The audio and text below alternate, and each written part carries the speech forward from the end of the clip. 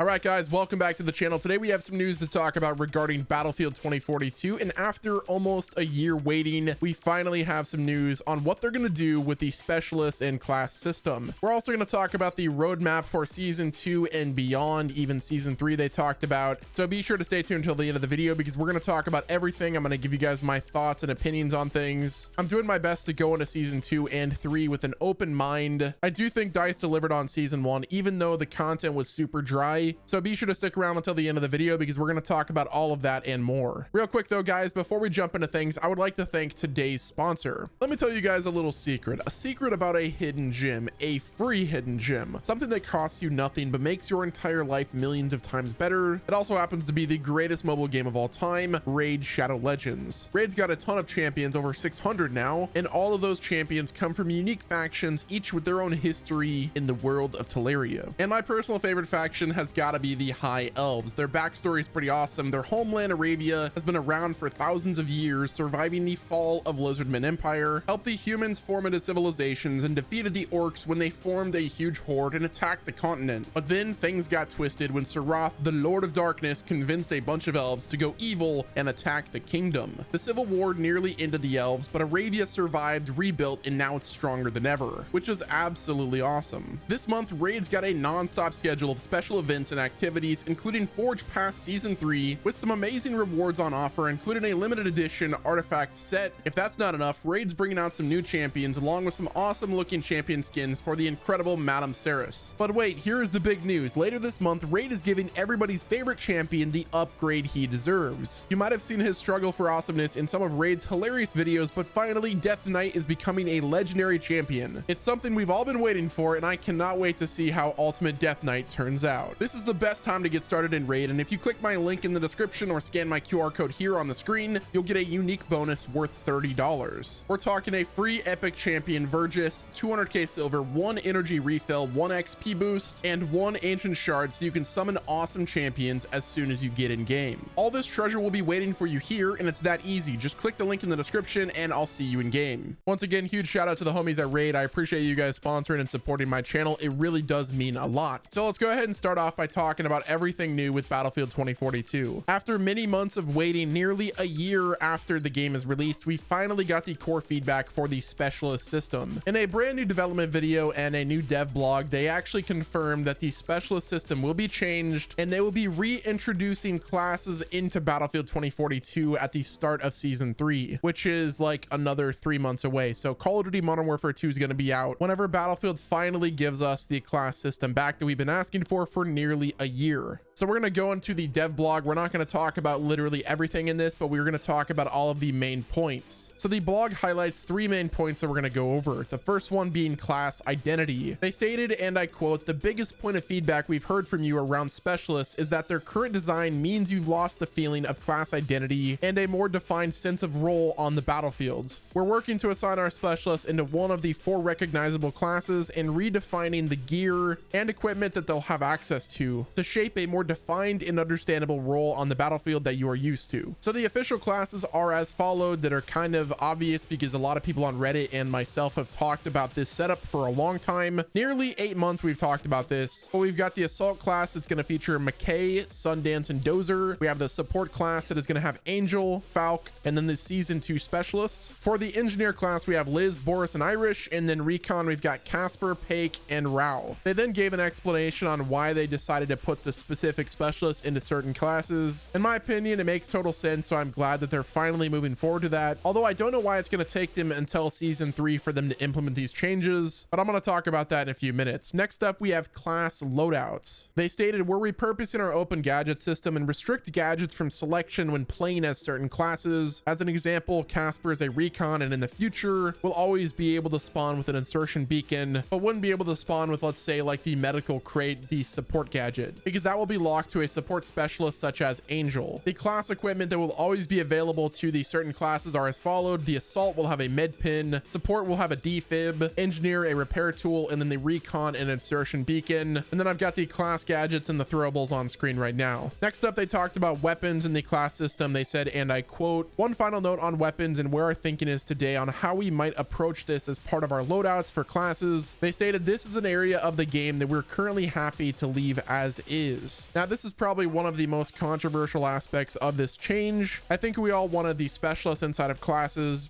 with some restrictions on weapons to certain classes, but the reality is I don't think there's enough weapons in this game to properly restrict some to certain classes. Maybe if they had the amount of guns that Battlefield 4 had or Battlefield 3, it would make total sense, but unfortunately that is just not the reality right now. They said, "We believe that our game plays best today when we allow you to play with a weapon that best suits your playstyle. If you want to hold a lane as Boris, we don't want to prevent you from having access to longer range weapons." Now the question is when can we expect these specialist changes to be live in game? They stated on their thread, "There is a lot of effort currently ongoing to introduce classes into the game based on the feedback that we've received from you thus far." You know, the feedback that we gave 5 minutes after they introduced specialists that will be replacing classes that happened like over a year ago. They said, "We intend to bring our vision of the class system to Battlefield 2042 during season 3, launching later this year." That's just a laughable statement at this point. They're talking about our vision of class system. Homies, you guys have been developing Battlefield games for years. You don't have to envision a class system for Battlefield 2042. You have it on paper. It's not that hard to implement. I guarantee somebody in Battlefield Portal could implement it right now and improve the game tenfold. They stated, "We're targeting deploying these changes as a part of update 3.2 in the later half of season 3, but this is a loose estimate based on the early progress we've made so far." The part that really gets me is they stated early progress. How is this early progress, guys? We're already a year out from the game being released. What happened to the all hands on deck approach? I've got a feeling that the current development team for Battlefield 2042 is a skeleton crew. Even though the report said that it's incorrect, I just have a very hard time believing that. This is coming from love, by the way. I really do enjoy the Battlefield franchise and I want the best for Battlefield 2042, but we have been getting this same runaround for a year and it just really pains me to say that this game is going to be not recoverable. They're not going to do anything else to this game. Once the last season is launched, they're going to end the development just like they did with Battlefield 5, and that's going to be all she wrote. Now, they did say, however, if we can bring classes of the game sooner, we absolutely will, and we'll keep you updated on progress when we follow up on your feedback during season 2. All right, now let's go ahead and shift focus to the road ahead for season 2 of Battlefield 2042. We got a brand new roadmap that they published. So first they showcased the August update. They introduced the specialist look and feel updates, and then for September we're going to be getting the renewal map update that they teased a while ago, and then with the later half of season 2 we're going to be getting the orbital map update,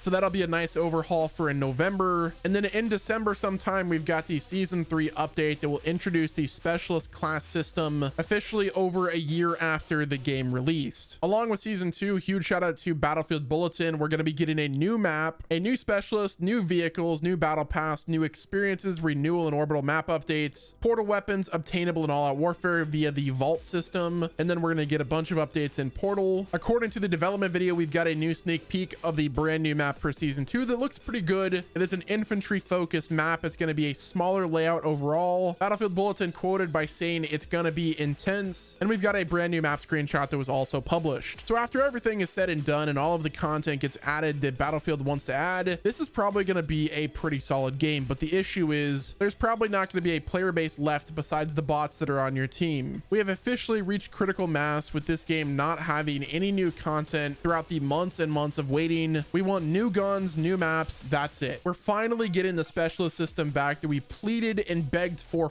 over a year. It's not going to happen until a year after the game is out. So we're not going to get specialist class system until December, and it might not even happen until January. Call of Duty Warzone 2 releases November 16th. If they think the players are not going to jump ship to go play that brand new FPS game that's out, they are in a new level of copium. This is their reason to kill this game off so they can focus 100% of their development resources on the new Battlefield game that I really hope is better than what we got with Battlefield 2042. Guys, that's going to wrap it up with this video. Huge thank you to the sponsor, Raid Shadow Legends. Use the link in the description and scan the QR code on the screen. Thank you all for watching and supporting my channel. Do me a favor, hit the like button, subscribe if you have not already. We're trying to get to 60,000 subs. And until next time, this has been Wes, and I will talk to you guys again soon.